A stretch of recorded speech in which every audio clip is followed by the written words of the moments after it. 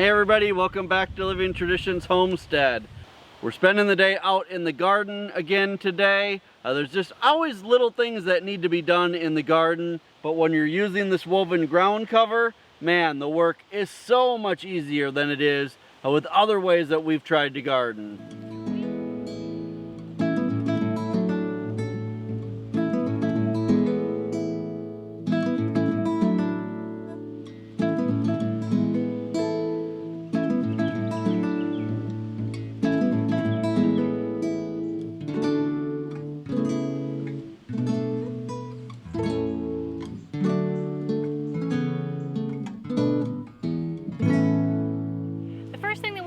Today is to do a little bit of weeding. Now this woven weed fabric is amazing. It keeps out, I would say, about 99% of the weeds throughout the entire growing season, but we do have to take care of the 1% that is left, which is mainly around the new plants, but there are a couple other places that this woven weed fabric can get some weeds. We want to show you that just really quickly.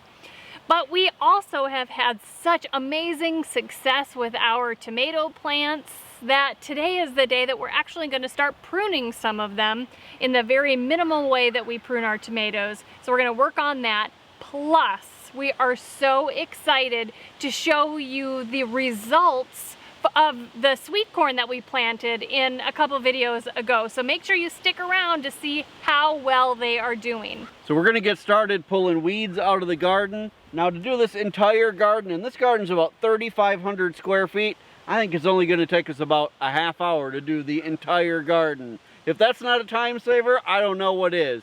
But we're going to get the kids out here to help us. So we're going to get busy. We're going to pull the weeds that are coming up in the holes where our plants are planted.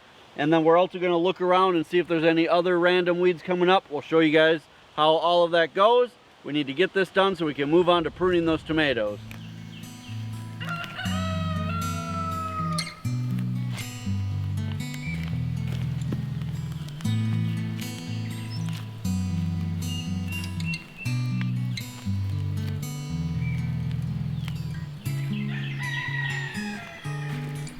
Now before we get started picking weeds around the actual plants that we have growing, we're going to walk around the entire garden and we're going to look for weeds like this. Now at first glance, this may appear to be a weed that's growing through the fabric. That's actually not true at all. We've never had a weed actually grow up through the fabric except for when there's a hole in the fabric. You can see, like right here is a tiny little hole. At some point there will probably be a weed that finds its way through that because there's sunlight that can get through there. This weed here is actually growing here because this is where we've put one of the staples to hold the fabric down. And you can see that because there's a hole there, a weed will be able to find its way through and grow up right next to where that staple is. It seems crazy to think that these weeds can find such a tiny little hole and grow up through, but they do. So we walk around the garden and we pull as many of those out as we can. But you need to keep that in mind, that when you're using this weed fabric, there will still be some weeds that find their ways through little bitty holes in your fabric. But if we didn't have the fabric down, the entire garden would look like this by now. So this, even though we have to come through and pull a little bit of weeds, saves us a ton of work.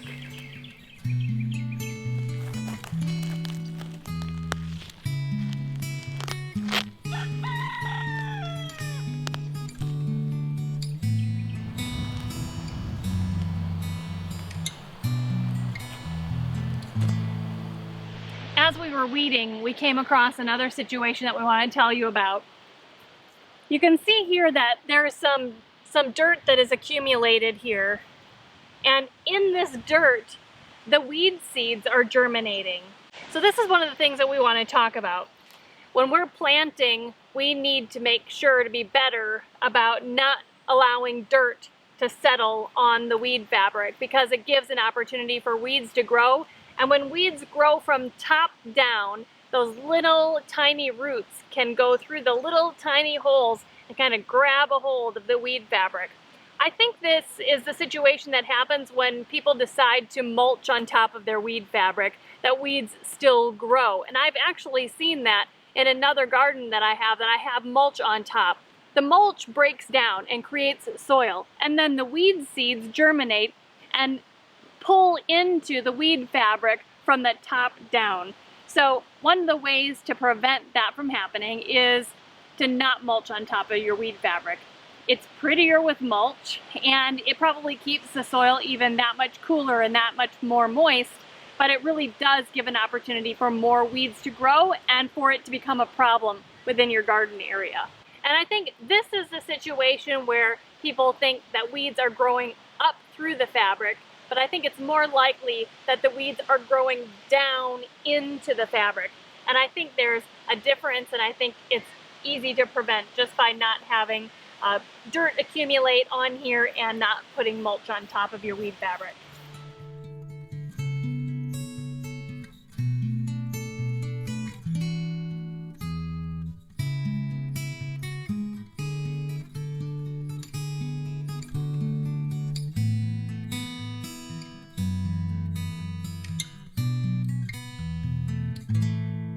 So as we're weeding the row of tomatoes, we're actually also going to start tying them up to our fence. Some of them are starting to get long and tipping over. That's partially because we've had a lot of really strong wind the last few days, and also just because the plants are starting to get big and they're either going to fall over on the ground or we need to support them up onto the trellis here. So we're trying something new out this year. In the past, we've always used cotton string. In fact, you can see parts of it still hanging on the fence from other years. But this year we're going to try out these tomato clips. We're trying two different styles. The first one are these here, and basically these just go around the plant and then you put them together like that and they hold the plant to the trellis. And then we've ordered another style that isn't here yet. They're coming from Amazon, that are just kind of pinch together around the plant and around the fence. So we'll see how those work. So far I've used about 3 or 4 of these down this row, and they've seemed to work pretty well. So you'll basically just put your plant up against the fence, put one of these clips on, put it like that, and it holds it against the fence but not so tight that the plant can't continue to grow. So I think it's going to work out well, and it's going to keep these from tipping over so much, and it'll also make it easier when we come back through in a little while to prune these. We'll know which branches need to come off because they're too close to the ground, and we'll be able to see that a lot better when the plants are standing up. Well, the weeding is done, and because of the fantastic way that this weed fabric works, it really took us less than an hour to do the entire garden. It really is the first time we've had to weed this garden since we planted it about 3 weeks ago. We're going to be moving on now to the very first pruning of the tomato plants. These tomato plants look so fantastic, and I cannot believe how much they have grown and filled out in the short amount of time that they've been in the ground. They have probably tripled in size, both in how tall they are, how full they are, and really how thick their base stem is. They're doing really fantastic. But right now they've filled out so much that some of their lower leaves are starting to droop and touch the ground. There are others not very far from them that are also starting to droop and grow toward the ground, and that is a recipe for disease. A lot of times the diseases start on the ground and they get splashed up by rainwater or the leaves that touch the ground. It spreads to those lower leaves and then over time can spread throughout your plant and really affect the health of your tomato plants.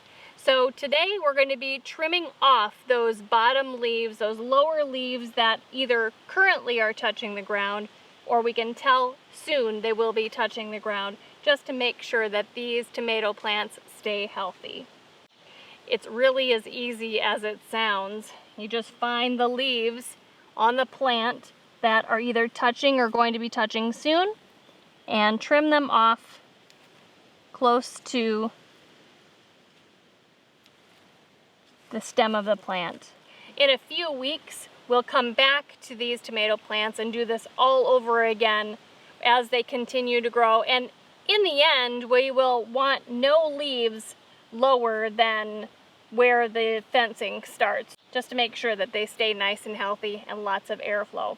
So both Kevin and I are going to work together on this. We have almost 100 tomato plants to fix up, but in the end, these will be beautiful, look nice and trimmed up, and will be very healthy.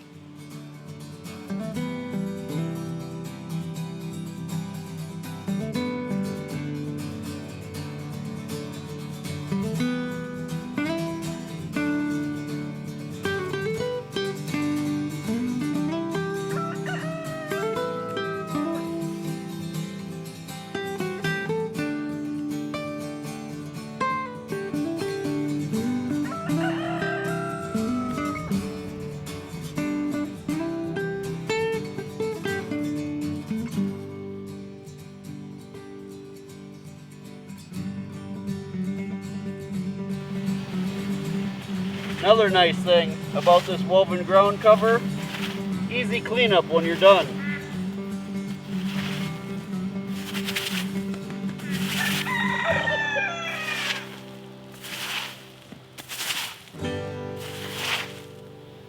We're all finished with the tomatoes.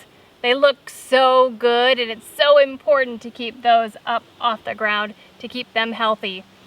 A little bit of work now will just save your plants a lot of stress, a lot of disease through the rest of the summer. Don't they look good, guys? They're just growing so well. We're so pleased. Now let's go over to the watermelon and corn garden so we can show you how well it's doing over there. I can't even believe how well the corn is doing. We're over in our sweet corn and watermelon garden now. I wanted to show you guys just how well everything is doing. We did a garden tour video for you guys not very many days ago, and none of this stuff was even up yet. But since that time, all of the watermelon has come up. We didn't have a single hole not germinate, which is great. And you can see that they're already, you know, a couple inches tall. But another, week or so, we'll come through and we'll thin these down to just one plant per hole. But for now, we'll leave those both there to see which one looks like the stronger plant in about another week.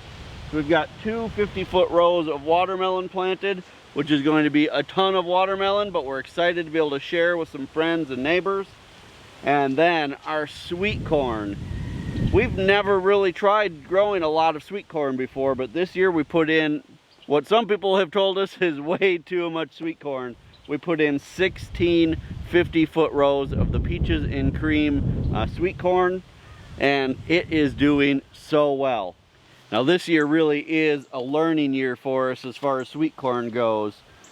Like I said, we've never been real serious about it before, but this year we really are serious about learning the best way to do it. One thing that we probably should have done, I can tell you right off the bat, probably a mistake that we made this year, is we probably should have succession planted this. We probably should have done like 4 rows, and then 2 weeks later do another 4 rows, and then 2 weeks later another 4 rows to get our 16 rows. But instead, we planted it all at the same time. We may end up regretting that decision when it all gets ready to pick at the same time, but we'll see how that goes. If it ends up being way too much, we'll either take some to the farmer's market to sell, we'll share some with friends and neighbors, or we'll let some of it just dry on the stalks and be able to use that as animal feed or as dry corn for things on the homestead.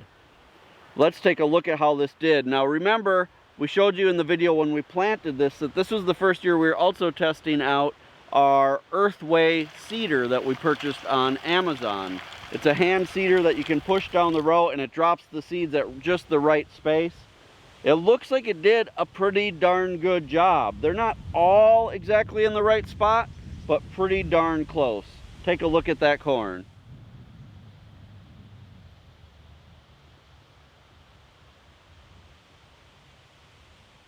Now these are at the height now where any day now we can come through and start to thin these out.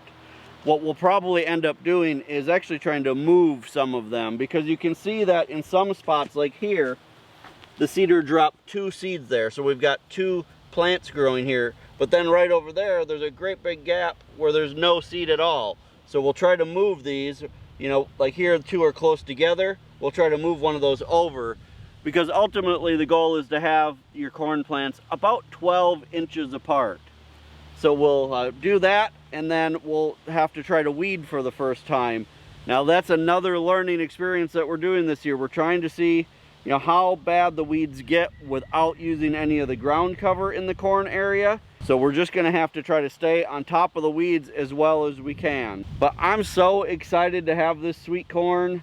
Again, this is the peaches and cream, and everyone around here tells us that that's one of the best varieties to grow here in our area. So we'll keep you guys up to date on how this is doing throughout the summer. So guys, we're gonna wrap up the video. Thanks so much for spending time with us today in both of our gardens.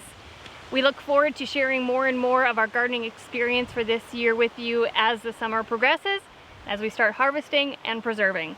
You know, gardening is a lot of work, even when you're using the weed fabric, but it's so rewarding when you start bringing things directly from your land into your house to feed your family. There is nothing more rewarding than that. You guys, if you're not growing things yet, I encourage you to at least try in a bucket or planter, anything that you have. If you're in an apartment, just get a small planter and plant some herbs for yourself. You will feel so good eating things that you grew. You guys, if you're enjoying our videos, make sure to hit the subscribe button below so that you're notified of our new videos. And the best way for you to help us here on the homestead is to share our videos. Until next time, thanks for stopping by the homestead. Take care and God bless. God bless.